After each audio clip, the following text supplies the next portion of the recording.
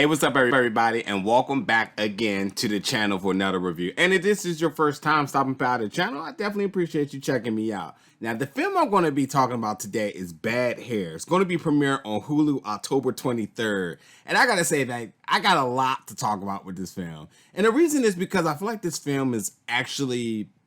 So it is a horror film, but I feel like it's like split into two genres within the movie.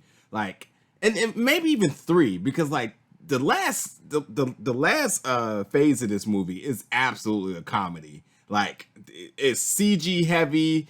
It's just some crazy wonky stuff that's happening while it's still encompassed by the horror, but it's absolutely like, it's comedic as hell. Like, you're definitely going to laugh at the things that happen.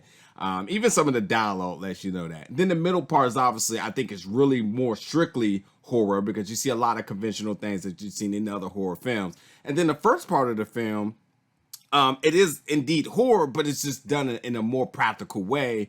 A practical way because of the things that it kind of tackles in society for Black women.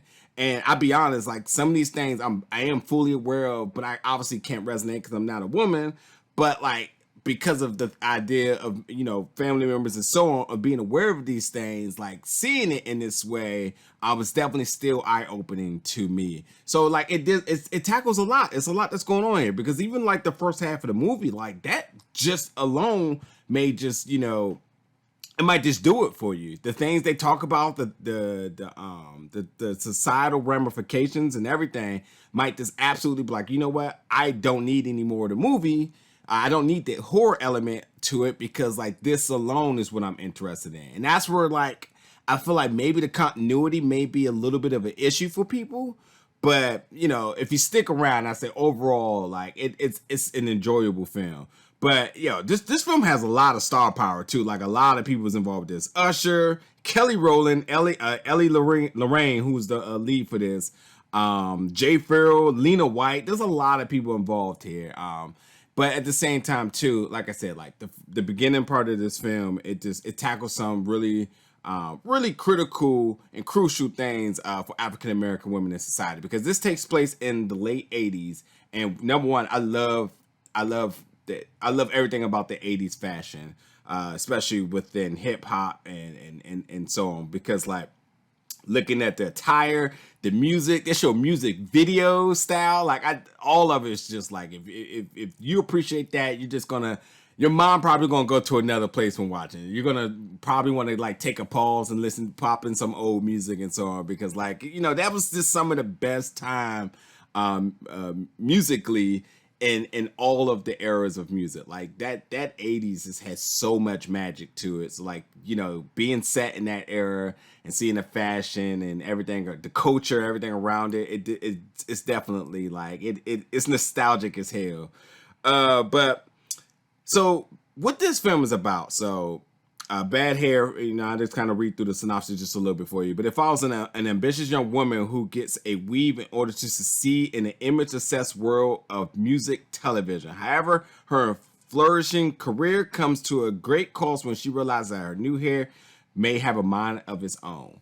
So with that being said, like, number one, you know, this film starts off with the young girl getting a perm. And if you know anything about perms, people, you know, a bad perm or relax or whatever they call it, I don't know, it's one or the other, same, maybe the same thing, who knows, but you get a bad one's burning your scalp, and that's some real fear right there, because I know about that. I never had one, obviously, but I know about that because of, you know, family members and so on, and that happens. And also it's the thing of like, you know, there's a lot of things within our culture as well that's just like really nostalgic for me and triggering, shall I say. You know, I used to have a afro, and I remember getting my hair combed, and it's nappy, and it's just like going through. I mean, I got hair now, but like, you know, it's nothing like when your family's picking through your hair and that pain and everything. Like you see that happening in this film.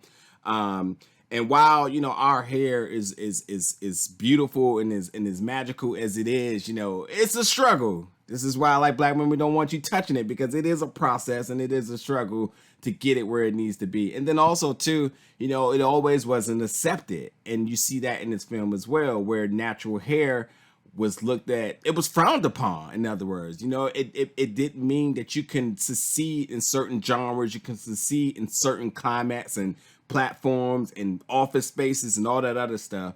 So you see a young girl who was basically went through a bad burn from a bad perm or relaxer or whatever, and she's always been super conscious about her hair because of that. And then she getting older and she's still feeling the effects by it. And I'm telling you, if you've ever talked to a black woman, they would tell you that they've been through these things.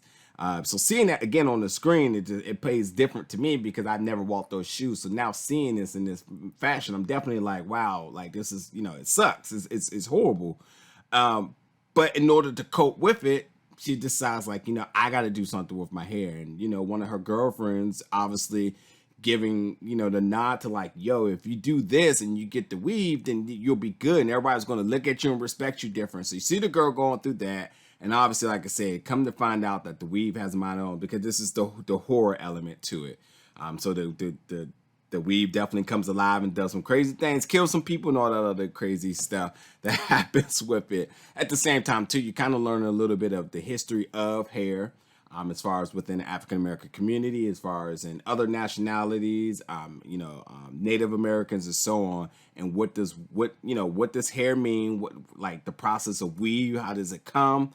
And also like how other nationalities, how they value hair as a means of like the different values of what hair means to people in different nationalities, shall I say, to kind of skim around that a little bit. It's new to me, so I can't act like I know it all, but like some of the things, like as far as when people pass, they say like all the memories and thoughts is left in their hair. Like they speak about like, how hair means to all different cultures in certain parts. So you get that type of an educational little tidbits within all this is happening. But again, that happens in the first phase. The second phase is when like the horror starts happening. Then the third phase is like when all the comedy starts getting compiled into it.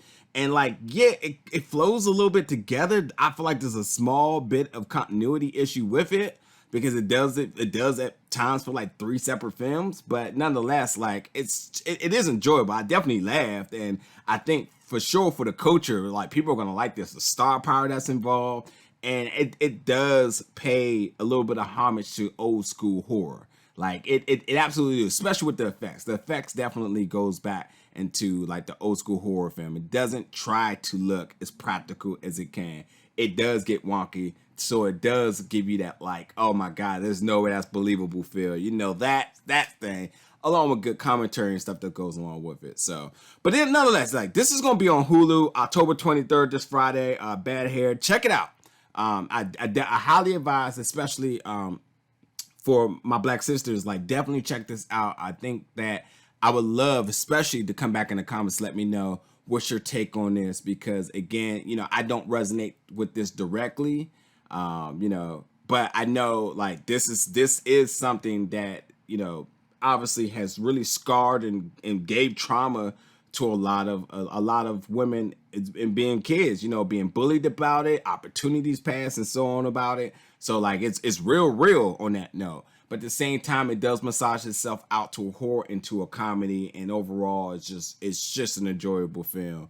And again, that's why the continuity issue, because it's like you getting serious about things, and then you add the horror, and you can be serious with horror, but then when you add the comedy, it's like, yeah, I get it for filmmaking purposes. Like this can be done, but like right now, especially when you have people kind of like channeling back that trauma, it could throw people off just a little bit.